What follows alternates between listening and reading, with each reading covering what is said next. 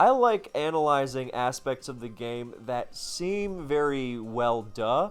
Like it's kind of a given, it's taken for granted that in this case, ground types are really good and really important in competitive Pokemon, right? Like you ask any competitive player and they're going to be like, yeah, of course, what's the debate?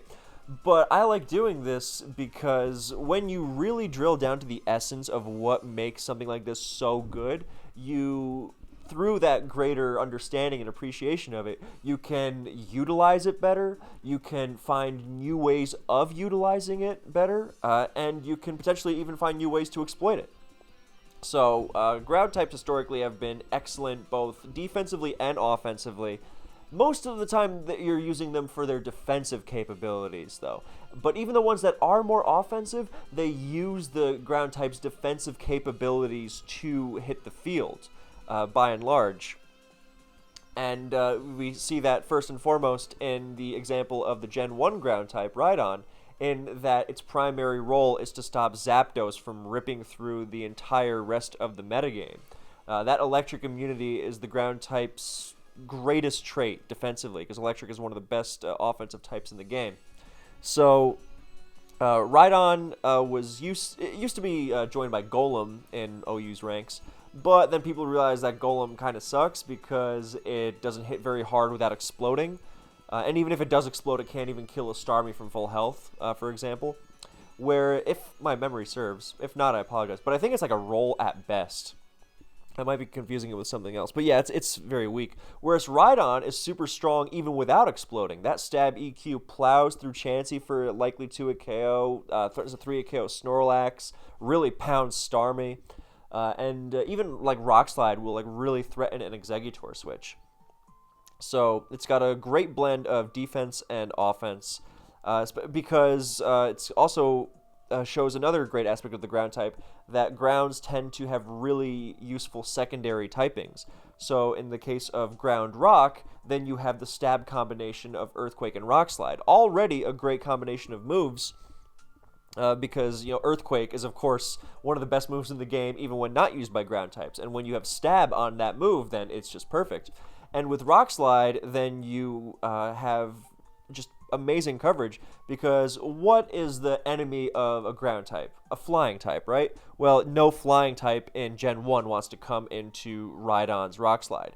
And the other resist to Earthquake is, of course, Grass, and that gets hit quite decently by Rhydon's Rock Slide as well, in the form of Exeggutor.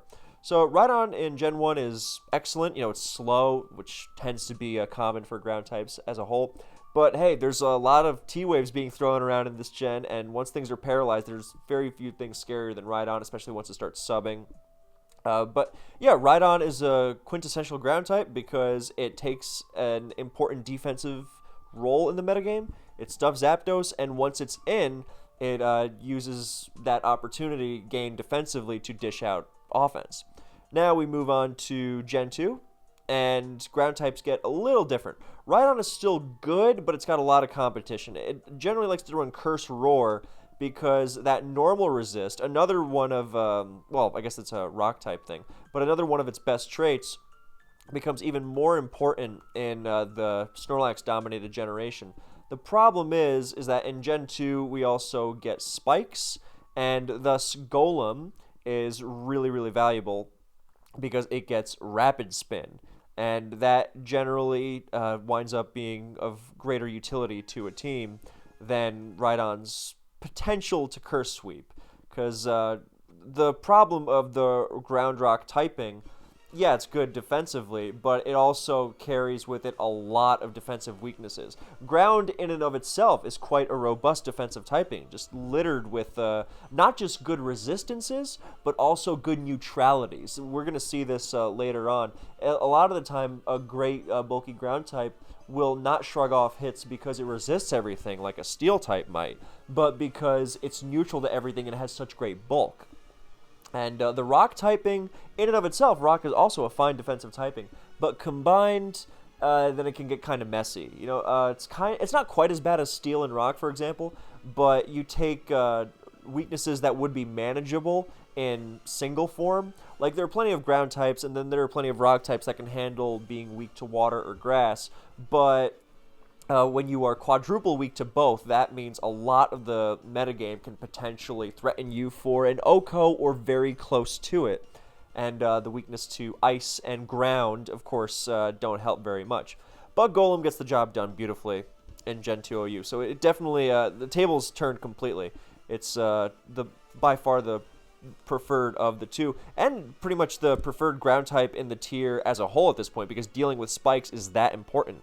Of course, we've got another important ground type in the tier in Steelix.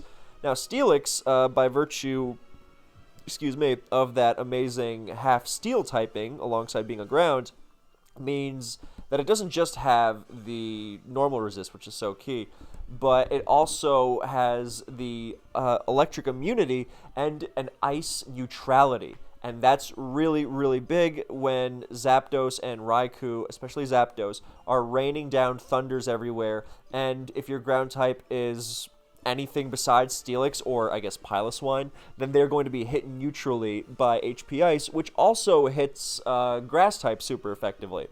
And therein lies the strength of Hidden Power Electrics in Gen 2, completely changing the dynamic against ground types. And Zapdos being particularly threatening because it is an electric type that is not threatened by ground types. So that's one of Rhydon's greatest uses over its fellow grounds, in that it is the one most capable of threatening Zapdos. Of course, it is also hit hard just by HP Ice. You know, sometimes Zapdos dips into HP Water territory to hit Steelix harder. But Lix is really good because it can handle both Zapdos and Snorlax to decent extents. You know, when you're running an offensive ground in Gen 2, you are not trying to wall the entire metagame forever. You just want to wall them or take their hits well enough until you can get your offense going, which is why there's no rest or anything, and why it goes more towards the explosion route. You know, something like Golem, even if it's not doing a perfect job walling, it can turn on the offense with explosion and put a jolt into, or put a charge into the opponent's team, which is much less, you know, that kind of burst power is something lacking from Rhydon's game. So Rhydon tends to have to be way more careful with its health. Other ground types, Nidoking has a really unique set of resistances because these three, Rhydon, Golem, Steelix, they are weak to fighting.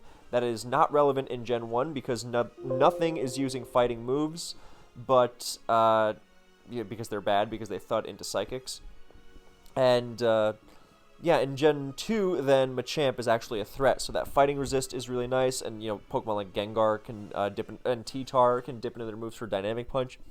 But yeah, Nidoking is quite cool because it also has that electric immunity. It's not great against Zapdos, but a lot of the time being a ground type in Gen 2 does not mean countering Zapdos in and of yourself, but more drawing that hidden power so your Snorlax can pivot into it and not deal with the full brunt of a Thunder. Dealing with Zapdos is a pain, and ground types are very important for this role. You know, the electric immunity is just going to get more and more important as time goes on, and it's why ground types, they don't quite have that necessary place on teams as a lot of steel types. That's a kind of a role that steel types could claim. You know, from Gen 4 on especially, it's like, yeah, every team needs a steel type. But you could also say that from like Gen 5 or 6 or so, then most teams are better off having a ground type than not having a ground type. Not just because ground type is so valuable, but in and of itself, but because the Pokemon that are grounds are also so excellent. And Nidoking's a great example. Yeah, okay, it's not perfect defensively, but it's got such a great move pool. It's so threatening offensively and just lets you play the game with more fluidity. You know, the standard set of EQ, Lovely Kiss, Ice Beam, Thunder, it's going to be threatening to pretty much everything, you know, to some extent. You start messing around with things like fire coverage for Fortress and Heracross. You start throwing around Thief to really mess with Snorlax. You can throw in Morning Sun for healing. You can throw in Roar. You can do all sorts of stuff. But yeah, Nidoking is a great example of why ground types are so popular, not just because they are good defensively, but because they are good Pokemon overall. Now, the most extreme of the ground types in Gen 2 is, of course, Marowak, which is very difficult to use consistently because it does not hold leftovers. and so you're not going to be able to come in on a good double switch and gain 6%. No, you're not getting that. That's why Marowak tends to be used on teams that are either very, very fast paced or have spin, and preferably, if you can swing it, rest and heal bell are quite good on it. But it's also generally that's too specific, too restricting. So players tend to like running that third coverage move on it. Whether it's HP Bug or Body Slam for Paralysis or Fire Blast for Skarmory and Instantly Threatening Fortress. Quite good, actually. Or even like Hidden Power Flying for Heracross. But that's really pushing it. But yeah, so generally they prefer that third coverage move and supporting it with Rapid Spin and lots of Paralysis support so that it can really go in. But even then, a good Marowak player can make the most of it defensively. Now, you're really not going to be countering Zapdos with it by any stretch of the imagination, but you can, if you're smart with it, use it to pivot Thunder. And to take it a step further, a lot of the time just the presence of a ground type will dissuade players from spamming Thunder too recklessly. It's not about being threatened by the ground type when it comes in, but it's about the fact that Thunder only has 16 PP, and over a longer game, you're going to want to be smart with them, especially if you're trying to blast through Snorlax. So just the presence of that ground type on your team tends to make your Lax better defensively, because you can just chuck it in with more, I don't want to say reckless abandon, but you don't have to quite be so careful about it. Of course, Marowak in particular does really, make you really want to consider spin, but hey, that's quite easy to do when Golem is so good. So I believe those are the main. I'm not forgetting any grounds. No, I know there's Sandslash, but Sandslash is kind of gimmicky. It's like a Marowak that's faster. It outspeeds Exeggutor, so it can HP bug it without needing to paralyze it or hit it on the switch. And it can hold lefties, which is cool, but it's so weak. It's just... Piloswine is cool because it's also a ground type that is neutral to ice, and it can actually threaten Zapdos with a Stab Ice Beam. So with EQ, Ice Beam, Rest, and Sleep Talk, it's quite good. It's also got a great coverage with its defensive typing to take on things like Gengar and opposing Nidoking. So it's quite a good mixed wall, and its Earthquake is actually stronger than Nidoking, so you can actually do some decent pressure to Lax with it with EQ, Ice Beam, Rest, and Sleep Talk. So yeah, Piloswine's not a bad Pokemon, but fitting it can be kind of a nightmare. But it is interesting. I think it could see more use than it gets, especially because it's a Gengar answer that doesn't fear Ice Beam Freeze. And with the way some people like to play Gengar, then that is really valuable. So, yeah. Now we move on to Gen 3. So here we see a major shift. Golem no longer has Rapid Spin in Gen 3, sadly. And stuff like Nidoking and Steelix is just not the same. Piloswine, forget it. Marowak is generally, a gimmick Pokemon. Or not a gimmick, but very difficult to really use. Nidoking just completely falls out of OU. Steelix has its place, but it's not going to be cursing and booming. It's going to be using things like Protect. It's going to be playing more of a defensive role. Now, abilities are going to play a factor into this in the sense that Sandstream from Tyranitar is everywhere, and there are a few types that are not affected by sand, and of course Ground is among them. In addition, the power of Tyranitar and Aerodactyl means that Rock Slide is one of the most dangerous moves in the game when boosted by Dragon Dance, Choice Band, and thus you want a ground type, since ground is also one of the few types to resist rock. Well, not few, but one of the best types to resist rock, because the most common steel, well, not most common, but possibly the most common steel, Skarmory, doesn't resist rock, and the other steels in Jirachi and Metagross, I guess Magneton too, yeah, they resist rock, but they're also clocked by Earthquake. Not to say they can't work, but generally you like a ground type, and here's where that neutrality thing comes in, where it's about resisting rock and being immune to Sandstorm and being neutral to Earthquake. And that's why Swampert is the most easy Pokemon to slap on, pretty much any team, and just be decent. And this is also where we see the ground type as a defensive force, not because it's resisting everything, but because its physical bulk is so great, you can do things like counter DD Ment so easily. Swampert can also be an offensive force for sure, but its primary place in the metagame is one of bulk. You're taking on DD Tar, Arrow, Salamence. You can help play around Metagross really nicely. You got to be careful, of course, but it is really, really useful. Its electric immunity is not so useful because Swampert is so common that Zapdos tends to run HP Grass for it. And that's why Steelix does have a place in the metagame.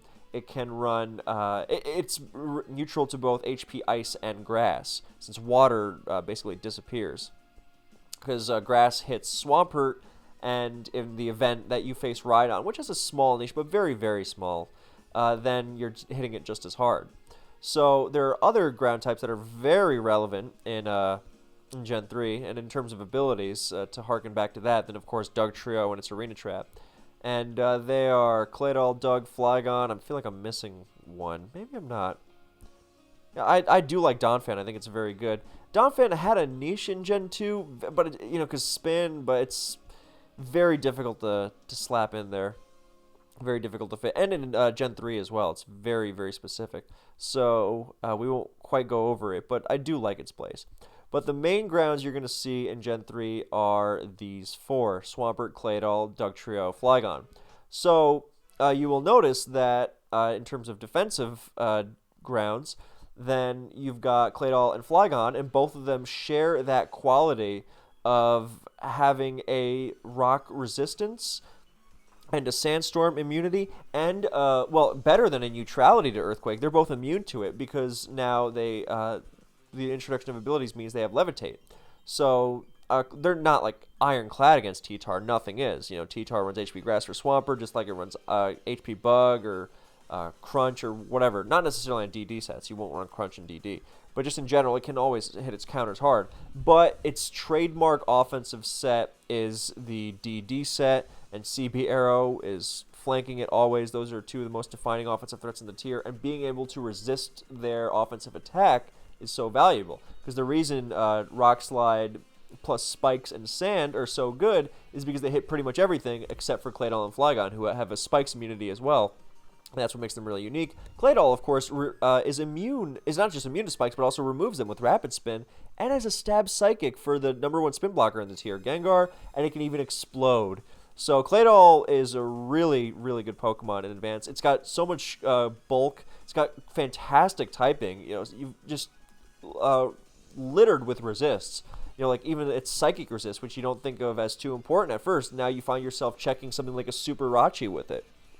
It's got such a great bulk that it's very hard to OHKO. It's not too great offensively, but with Explosion, it makes up for that. Then you got Flygon, who can, depending on the set it runs, it can either run bulk and really go all out in terms of taking Aerodactyl and DD Tar. Because standard DD Tar runs HP Bug for things like Claydol, but also Celebi, because being walled by Celebi can be very silly. And it's a lot more difficult to slot Ice Beam onto a DD Tar, whereas HP Bug is very standard because that lets it actually take on Celebi as opposed to being blanked by Celebi. Celebi's pretty hard to deal with. And for that reason, then, Flygon tends to be one of the most ironclad answers to some of the most fundamentally solid offense in the game, and that's a microcosm of what ground types provide in general.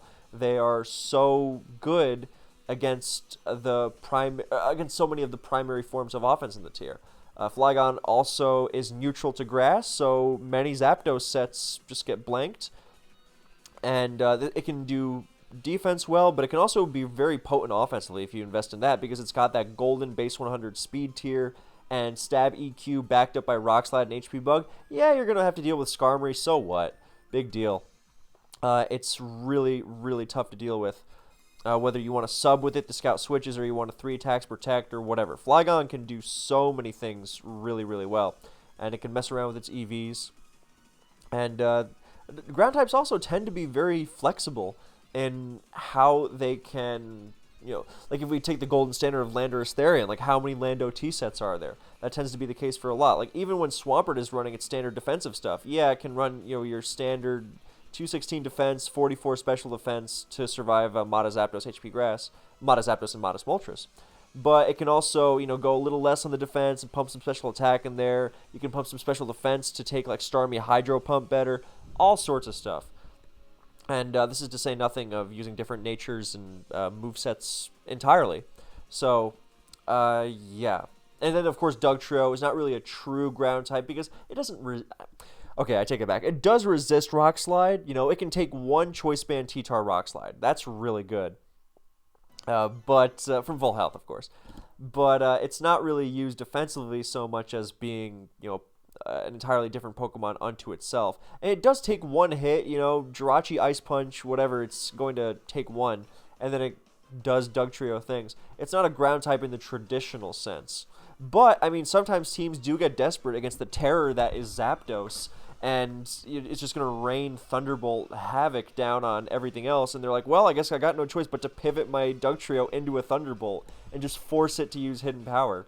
So, it's the flexibility that offered by its typing, even when it's not good defensively itself, that is so big. So, we move on to Gen 4 now. Where did my Pokemon go? There it is, okay. Now we move on to Gen 4, and the ground typing gets even more robust against common aspects of the metagame, because this, of course, introduces Stealth Rock, and ground types are resistant to it, which is just wonderful. And a lot of them get it as well. So Swampert, of course, is one of them, and Hippowdon. We got several new additions. Flygon doesn't get it, but Flygon becomes a massive new threat, after Garchomp gets banned. Because, of course, Garchomp did spend Diamond and Pearl in OU before getting banned for being hilariously broken. Because that stab combination. Now there's the physical special split, so Flygon can actually run dragon moves. And whether it's Scarfing or going mixed, then it's going to be a terror. And Flygon, even though it's defensive, or even though it's offensive by and large, it still uses its defensive typing. Pivoting into Thunderbolts from like a Rotom Appliance. Or, most notably, Flygon uses its amazing resilience against passive damage. Immune to Sand, and resistant to Stealth Rock, and immune to Spikes and T-Spikes. That's one of the best things about it. And even when switching into attacks, not just like a Rotom T-Bolt with the immunity, but this is another case of a ground type having a great secondary typing. Ground and Dragon giving it that fire immunity, or not immunity, sorry, resistance lets it pivot into things like Heatran. It's not ironclad by any stretch of the imagination, but it gives it that pivot into Heatran, and also gives it an amazing stab combination, because Steel types are the only thing that resist Dragon pre-Gen 6, and EQ hits Steel types super effectively. Obviously, there are things like Skarmory and Bronzong, but by and large, that applies against things like Heatran, Jirachi, Empoleon, Metagross, Magnezone. So, that's Flygon for you, but it's pretty much well, there's also Mamoswine as far as offensive grounds go, and its defensive profile is a lot more limited because it's quite frail despite its huge HP. But, I mean, that, being an Ice type, you view of it less as a ground type neutral to Stealth Rock, as more as an Ice type neutral to Stealth Rock. Well, more in later gens, I guess, but, even here, the Stab Ice Shard to revenge some of the scariest Pokemon in the game is just so good. And the Ice ground combination is similarly terrifying. Because, Steel and Fire that would resist Ice just doesn't want to come anywhere near Mamoswine's Earthquake, whereas the Flying types that would resist EQ would not want to take on the Ice Stab. Sorry, I got an extremely important text that, that's something I need to respond to right now. Yeah, so that's the gist of why Mamoswine stab combination is threatening, and of course that, coming off that enormous attack stat, I had to fight the urge to say Mammoth. And then that last move, Superpower, Stone Edge, whatever, bolstering it. It used to be a fairly common Stealth Rock lead. Now it can run stuff like Knockoff to remove Skarmory Shed Shell, so you can Magnezone it more safely, stuff like that. So yeah, Mamoswine, very good. It can go with 101 HP substitutes to mess with Clefable, for example. Mamo is an underrated offensive ground, but by and large, grounds are renowned for their defensive capabilities, of course, and that comes in the form of these first three. Now, Swampert did take a shift, because people used to say, oh, Swampert's so exploitable defensively, which was, I never really thought that was true, but once they did start running more offensive options on it, everything from Hydro Pump Mix to like Choice Band to even like Choice Specs, then that's when it became it had a lot more depth to it. Of course, you can't replace that the tankiness of defensive Swampert against an onslaught of physical sweepers. It's just wonderful. That typing, I mean, it's a ground type neutral to water, which is especially significant in Generation 4 when the physical special split happens and Gyarados starts using Waterfall. Of course, you don't need that quality to be a great defensive ground type, as showed by Hippowdon, which is perhaps the purest defensive ground in terms of what we think of when we think of a bulky ground. It's just ground type, so you don't have to worry about added quadruple weaknesses to water or grass or anything. And it has that neutrality to moves like fire is all it needs to, like Special Offensive Hippowdon takes out Heatran Fire Blasts with ease. And it's got a ton of bulk. It's not weak by any stretch of the imagination. It's got a higher attack stat than Swampert, which already has a high attack stat. But it's got great bulk for shrugging off T-Tar. That lack of quad resistances makes it pretty hard for T-Tar to break through. Because, we've even seen, like, E-Belt HP Grass T-Tar in Gen 4, and it's like, but even, like, E-Belt Ice Beams bounce off Hippo. It's crazy. And you've got Roar for your passive damage, but, Hippo can really do whatever it wants. It sets up rocks. It's bringing Sandstream to its team, of course, so passive damage, that huge HP stat, and reliable recovery. That's what makes it so good. It's doing all that stuff that a defensive ground loves to do in terms of taking hits, and it heals it off reliably, whereas Swampert famously relies on Protect for its healing. So, Hippowdon just counters seemingly everything. Hippowdon's pretty much the only thing in Gen 4 OU. I guess you could say Milotic comes close, depending. But it is much better against passive damage than Milo because of that Rock's resistance and Sandstorm immunity. So it's pretty much the only Pokemon in DPPOU that can take on a mixed Dragonite, one-on-one, safely. Like, even if the Dragonite Draco's it on the Switch, then it has to run Draco and Outrage, which most Mixed Unite do not want. They want to run E-Speed or Roost. So speaking of Roost, here we have Gliscor with one of the best defensive typings in the game. Yeah, we already talked about how Claydol and Flygon in Gen 3 were amazing because they were ground types immune to EQ, and Gliscor takes it a step further because it does not. It also brings with it the benefit of, I was going to say Stab Wing Attack, which it does sometimes use to beat Breloom, but it also has Roost in a generation with that, of course. If Flygon gets it too, so that maybe wasn't the best comparison. But Gliscor's flying typing is excellent because it brings a lot of other stuff to the table, most notably a fighting resistance. And you say, oh, well, Claydol had a fighting resistance too. Yes, but Claydol was weak to Pursuit. Gliscor does not care about Pursuit. Gliscor doesn't even care about U-turn. And a lot of the time in Gen 4, fighting is such a fierce offensive strategy because they are able to pair it with such easily supported tactics like Stealth Rock, Sand, Pursuit, U-turn. Those tend to really dig into the flyers and psychics and ghosts that take on fighting types otherwise. Or, bugs. Not that happens, but the reason they don't is because of things like that. Whereas Gliscor just does not care. Neutral to rocks, immune to sand, resistant to U-turn, doesn't care about Pursuit. So, Gliscor is one of the... Leave me alone, good lord. Gliscor was one of the reasons why Heracross fell off early on. And Diamond and Pearl, it was like, oh, Heracross kills everything. Oh, wait, no, it doesn't kill Gliscor, and Gliscor is fairly unkillable in general. Especially because Gliscor is a defensive ground that is fast, and it has Taunt. So it's not like something like a Hippo where you can just kind of shut it down if you can prevent it from... If you're faster, and if you can, prevent it from doing its defensive things by virtue of being faster and having something like Taunt or Status or whatever. It's like, yeah, with Gliscor, you can't, spore it with Breloom. If it's like an Ice Fang Gliscor, it's like, all right, I'll take an Ice Fang from this, and first of all, you can't take Ice Fangs from it forever. I'll take an Ice Fang from this, and then I'll spore it. And it's like, it's got Taunt. And this is why you can't take advantage of it with Skarmory at all. If anything, Gliscor is one of the best weapons against Skarmory because it doesn't care about spikes and it taunts it, shuts it down, and beats it. Gliscor's got a ton of other moves as well. I mean, rocks, of course, but knockoff, U-turn.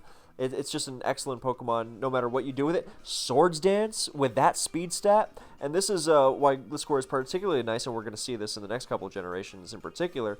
Gliscor is especially nice because it is traditionally a defensive ground type, but it can also very much go offensive. And it can do this offense in different forms. It can do it with, it can just run Swords Dance on a bulky set just in case the opportunity arises. It can suddenly boost the Swords Dance and be threatening, but it can also go all out. It can go max attack, max speed, and be a threat in its own right. Now, you're not going to be able to use it to wall like Scarflagon or something anymore, but you are going to still have naturally good bulk. You can still switch it into something like a Tyranitar. You're still going to be able to use Gliscor's best, most famous defensive trait, which is checking Lucario. So, Gliscor, amazing no matter what you do. Those are the important... Donphan is actually quite a cool Pokemon in OU as well. I like a lot of what it can do. It's got a great move pool. Ice Shard, Rapid Spin, Knockoff. So many things it can do. But it's underrated. You don't see it much. And, how could I forget Nidoqueen? Nidoqueen completely changed the game when it came, because it's an NU Pokemon, but it's got that wonderful poison point to punish Machamp spamming Dynamic Punch like pretty much nothing else in the game can in Gen 4. And it's got that setting and absorbing T-Spikes thing. It's got amazing coverage. It can Ice Beam Flygons and Gliscors. Yeah, you see a lot of ground-on-ground action start in Pokemon. I mean, those who play Landorus T-Gens will not be surprised by this, but it's always been a thing, because ground types are so good that a lot of time your own ground type, by virtue of those resists and or neutralities, winds up being the best thing to take it on. So yeah, Nidoking, Ice Beam, Flamethrower most common, but Thunderbolt as well. I mean, it's got so many cool moves, like it can roar, it can counter, it can Super Fang, it can taunt. Yeah, Nidoqueen's amazing. Now we move on to Gen 5. Now, here is where the ground type takes on an incredibly important defensive quality, in that it's still immune to electric. That's still valuable, but that electric immunity becomes so much more important in the wake of Volt Switch, one of the most irritating moves ever. So, you're really going to want that on a lot of teams. And this is the point where a lot of players say, if not a ground type, Volt Switch immunity on your team. But seeing as pretty much the only other Volt Switch immunity is either using Absorb Bulb, I think that item is, and that's only once, or like a Volt Absorb Pokemon, generally you will see that in the form of Thundurus, Therion, and Rain teams, which, fine. But by and large, you like having that ground type. And, of course, ground types are not automatically going to be Volt Switch blockers, because what's the number one Volt Switcher in Gen 5 OU? Rotom Wash, which famously has its Stab Hydro Pump, with which it dispatches ground types. And, even something neutral to it, like a Garchomp, won't like Will-O-Wisp. And still won't like taking the Hydro Pump in general, especially in the occasion that rain is up. But, simply having that Volt Switch makes it less free, because you always can pivot into that Volt Switch and then try to draw the Hydro Pump and switch into something else. It's kind of similar to the GSC thing where, your ground type might not counter Zapdos' Thunder, or Zapdos, but it might stop the Thunder from being spammed as you switch to Snorlax. Of course, Gastrodon. Now, I didn't mention a Quagsire and Gastrodon in Gen 4, and I should have. Quagsire is great because of Water Absorb. And it's just generally a difficult Pokemon to stifle. And Gastrodon does not have the water immunity in Gen 4 because Storm Drain is a doubles exclusive ability. It does not have the water immunity. It gains that in Gen 5. And why is it not East Coast? Thank you. So it gains that in Gen 5, which is, of course, incredibly important. That makes it able to completely blank Rotom, both Volt Switch and Hydro Pump. Doesn't love the burn. It can live with it because instant recovery on a ground type we know is amazing. And it can, Scald and Ice Beam. Clear Smog for something like Calm Mind Reuniclus is really valuable. It's just a generally great defensive Pokemon. Quagsire used to be more popular in Gen 5, in early Gen 5, in Black and White 1, when things like SD Sandrush Excadrill were everywhere and DD Dragonite, and you would just sit on them with Unaware. Over time, it's become way too passively exploitable because it is really weak by the ever increasing standards of Gen 5. But Gastrodon has stayed because it is much more able to take things like this on. Take the metagame at large on by virtue of that water immunity, which is, of course, amazing in the generation of Permanent Rain. So, we also have Excadrill, which was one of the most insanely busted. I mean, early on, Excadrill was the most defining offensive Pokemon in the game. People forgot that, all ground types are defensive. And nowadays, we think of Excadrill as this utility poke. And it's like, oh yeah, we use this for, rapid spin and defensive resistances because it's got that Steelix typing, which is more relevant now in the wake of Dragon-type moves, where it's going to be immune to Electric and also resistant to Dragon, which is fantastic. But, people in Black and White 1, they didn't even use Rapid Spin on Excadrill. It was just all about that SD Earthquake win. Then you Rock Slide, and then you run stupid things like X-Scissor to really kill Celebi, or Return was better for Rotom Wash. It used to be the biggest threat in the game. Then it got banned, and then it got unbanned because of Rapid Spin utility. It started using Rapid Spin at the end of Black and White 1, where people were like, I hate spikes, which, never really went away. But yeah, Excadrill, whether it's Sandforce or Mold Breaker, it's now less of an outright offensive threat because without Sandrush, it lacks the speed to blast past everything. So it does become more of a utility poke. But that's, of course, not to say that it's not threatening. It does have that blend of offense and defense. Of course, it does have, some pretty notable weaknesses and not the greatest bulk to go with it. So it's not, taking everything like, say, a Steelix would, where even hitting Steelix with like a close combat or an Earthquake isn't going to shatter it. Whereas with Excadrill, it's like, yeah, I want to stay away from those. But it's still a great Pokemon either way. On Sand teams, by and large, because it brings all that utility, and with Sandforce, it has that built-in Life Orb boost on its stabs. So, Garchomp, that also got banned in Black and White 1 for abusing Sand Veil, because Rough Skin wasn't out yet. And you got that amazing stab combination. And then with Rough Skin, alongside Rocky Helmet in Black and White 2, people started realizing, hey, I hate U-Turn. Look what punishes this. Rocky Helmet Garchomp. It was the birth of Tank Chomp. And it also has the benefit of not needing, or really making it less necessary for a Ghost type to protect your hazards, which was already a theme in Black and White 1 to begin with because of the power of Rain Dish, Tentacruel, and Spin Excadrill. But with Helmet Garchomp, now as soon as the spinner drops to like below 40%, it rapid spins and it dies and the spin effect doesn't go off. So Chomp does become a spin blocker in that sense. And I mean, it can do so many things because it's a Garchomp. Garchomp is... A lot of these ground types are great not just because they're ground type, but because they are great pokes in their own right. Not irrespective of being grounds, but like when you think of Garchomp, you don't just think ground. You think of that insanely threatening Pokemon. Of course, being a ground type has a lot to do with it, but I hope you get what I mean. It's not just that it's a ground type, in the sense that like a Hippowdon might be. Hippowdon was also quite important in Black and White 1 because it was a sand setter that, unlike T-Tar, was not fearful of Dugtrio, which helped it combat Sun greatly. Especially because it could slack off, which is... It's the only weather Pokemon with healing, which is absolutely amazing. Besides Rest, of course. But Rest is terrible. So, yeah. Gliscor, of course... Well, before we get to Gliscor, because that's going to be a while, we just quickly go to Mamoswine, which got Thick Fat, which is great, but it also gets actual Ice Stab and Icicle Crash. So Mamoswine actually gets an Ice Resist now, as well as a Fire Neutrality, which the Ice Resist is more valuable, but even then, it's pretty frail. That big HP stats get, pretty betrayed by low defenses. And it's not that fast, but it's just fast enough, and it is the premier, most reliably consistent sand balance breaker. So, then of course we get to Gliscor. We haven't even mentioned Lando. Gliscor gets Poison Heal, so good lord.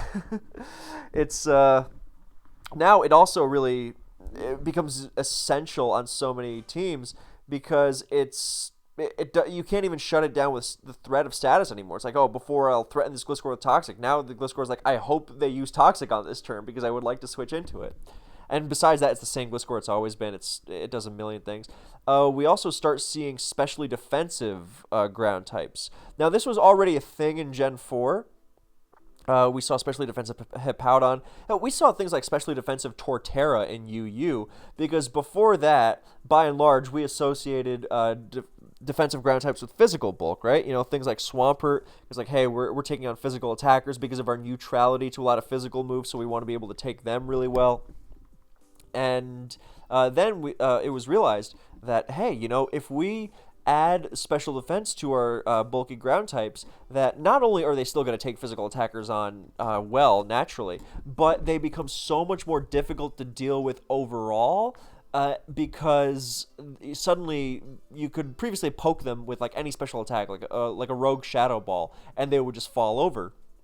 And now, yeah, forget it. No, you can't do that. Now they wind up switching into attacks like those shadow balls. Like special defensive Hippowdon is a perfect example, because it goes from, you know, I'm afraid of that Gengar, to, you know, it was one of the things that really revolutionized the way that DPP defense could deal with supposed stall breakers like subsplit Gengar and mixed Dragonite. You know, previously it was like, oh, I have a subsplit Gengar and a mixed Dragonite, I'm gonna dominate stall, and then they face special defensive Hippowdon. They're like, oh, well, this switches into encounters both of them, and now my team is completely destroyed by stall.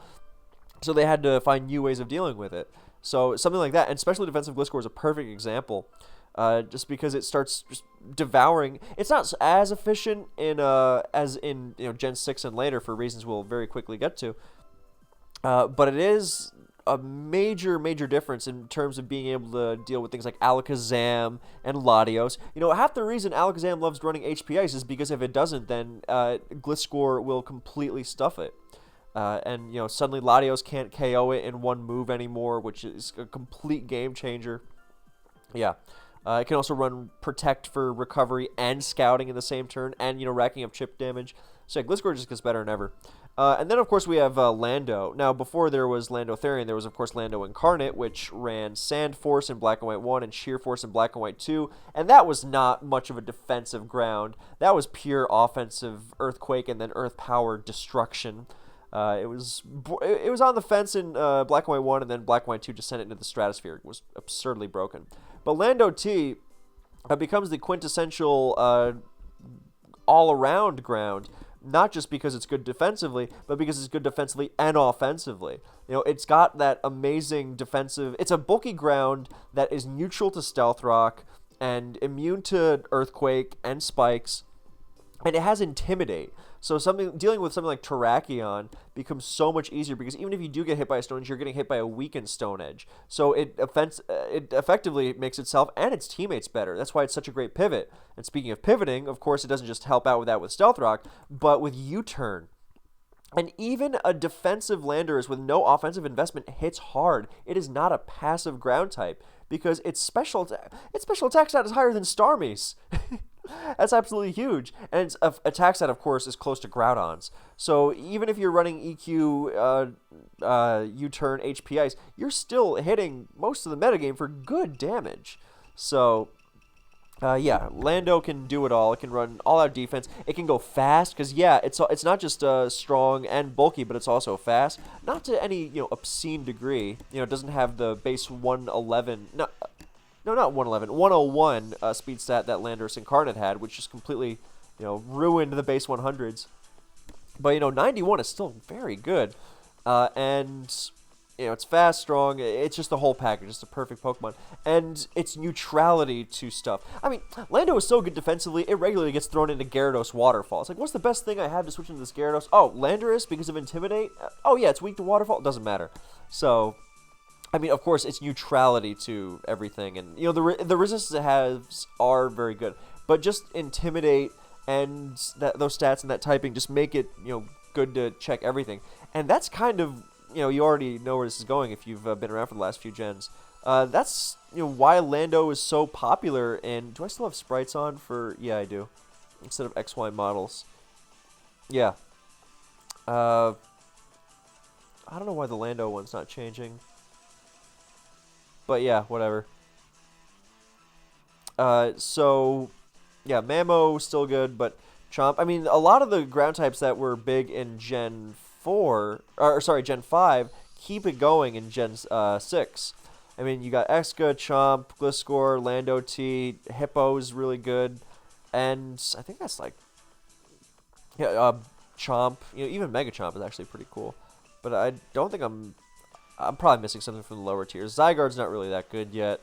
It's been used like once or twice, but it's gimmicky. But like other stuff is just, yeah, it's pretty much the same grounds. I mean, you also had like Quagsire on stall teams doing the same thing, but it was pretty much the same cast doing the same thing, but just with updated things. Like there's no more permanent Sandstorm, so ground types' immunity to Sandstorm is less valuable now. But I mean, it's still good to have. The Volt Switch immunity is still insanely important because Rotom Wash is not going anywhere.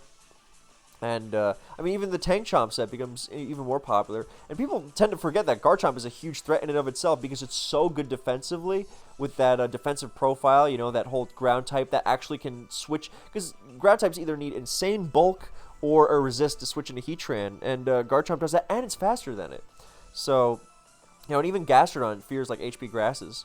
In Gen 5, you know, they're not nearly as common later on. But, yeah, Garchomp's defensive profile winds up being so good, people forget how fast and strong it is. You know, you can still run a Rocky Helmet on it. You just run SD Dragon Claw and offensive EVs, and you still got that cool Tank Chomp that punishes contact moves like nothing else. I mean, you can't switch it in as easily, but hey, it's not going to make a huge difference, you know, if you're trying to deal with something like Lopunny. One of the best things Hippowdon does, of course. And Gliscor, especially defensive Gliscor, really takes off in this generation because of the weakening of the special attacks that are used against it. So, like, Ice Beam goes from 95 base power to 90. Hidden Power Ice goes from 70 to 60.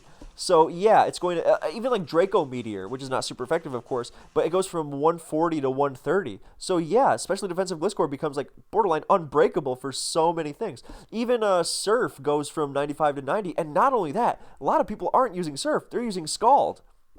Because, you know, Scald is broken, and there's no more permanent rain, and, you know, basically they say the drop-off from 95 to 90, or from 95 to 80 in Gen 5 is too drastic, but in 90 to 80, not so much. So we're going to use Scald instead. And of course, Gliscor loves that. You know, Pokemon that make their living off of status spreading like a Lomomola with Scald, then, you know, Gliscor devours them. Gliscor is essentially a Magic Guard Pokemon, as my friend Nails put it so long ago.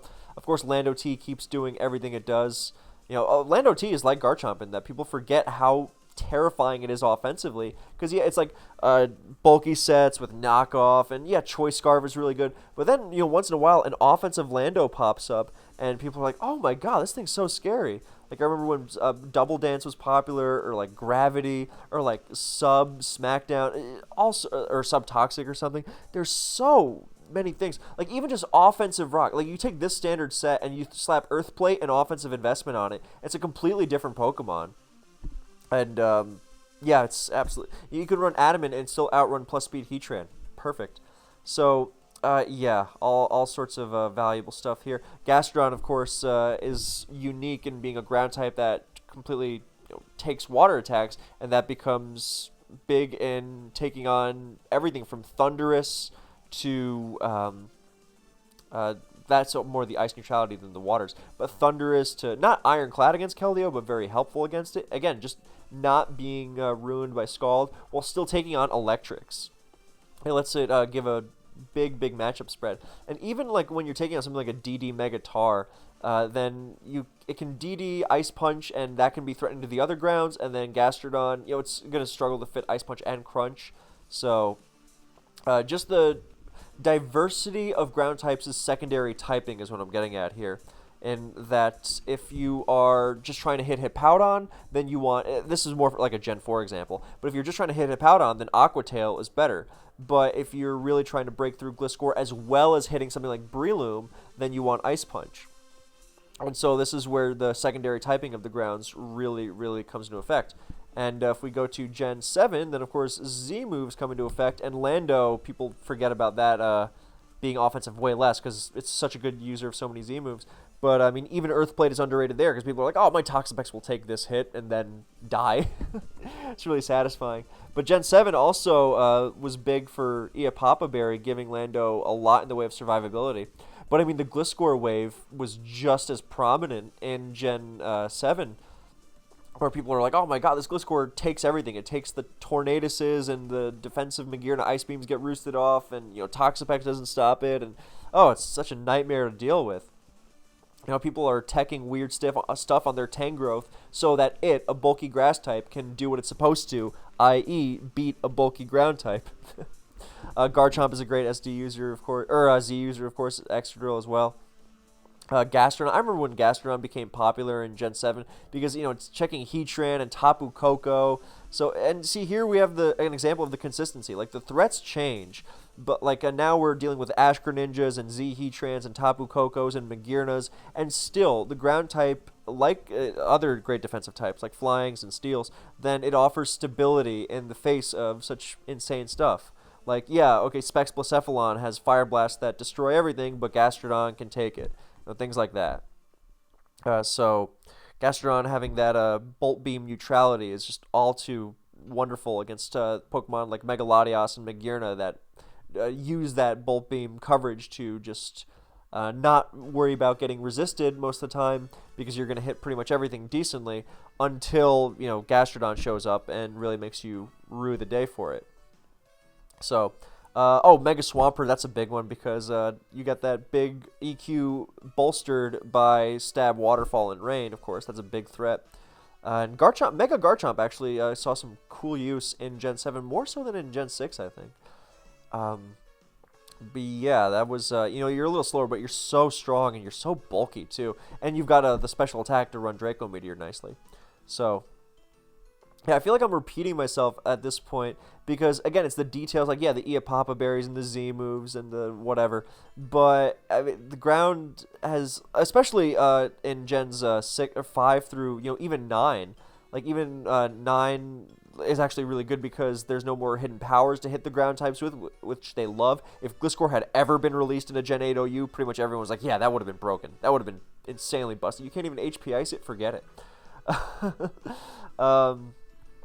Yeah, and I mean, Chomp and Lando and Hippo and all these guys, they've just established themselves and they're really, really essential. I mean, you go look at the last several generations of OU play, and these guys are around doing their thing in some capacity or another because what they do is so fundamental, so foundational for dealing with all these crazy threats. They're never, or very rarely, like, ironclad against everything, but their general wide matchup spread lets you have a lot of consistency and reliability in dealing with stuff that's so scary. I clicked Celesteela by accident there. That was not on purpose. I'm just trying to see if there was, like, an underrated ground, but I was like, am I imagining things? Is it really just, like, the Hippo, Lando, Chomp, Excadrill, Gastro thing, like, just for the last several generations? And it really is. So that's kind of funny. I swear there's something I'm overlooking here. I think Excadrill was like a UU in Gen 8 or something. That's when I kind of checked out.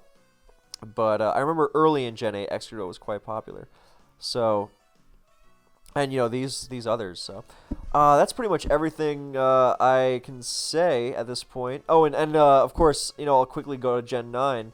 And of course, we've got a new proud addition to the ground type family in Great Tusk, which is just like, it's the most used Pokemon, right? It's gotta be. It's that or like King Gambit. But it's so, I mean, those stats are just unbelievable. Fast, it's like close to Lando T-Speed, and it's so strong and so bulky. And oh my god. What does that HP stat even hit? Like 4, yeah, good lord. So, yeah. Is that higher than Lugia? No, I think it's like a little lower than Lugia.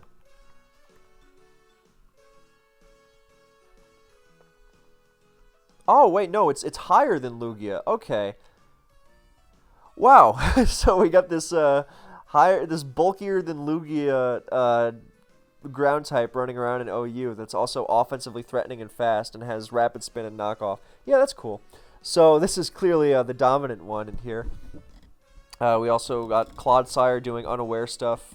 I've noticed that. Chomp gets spikes now. I still think that's awesome. And Iron Treads doesn't really get used much, I don't think. Ting Lu, talk about big HP. But yeah, it's mostly all about that, about Great Tusk. Well, Great Tusk and Clodsire, because it also gets like spikes and stuff. But yeah, so and again, Great Tusk is the essence of a ground type. Amazing defensively, and uses that amazing defensive profile to pull off amazing things offensively. So yeah, that's ground types for you. So thank you for watching. I hope this was informative for you on your drives or when you're going to sleep or just in general. And I will see you in the next one.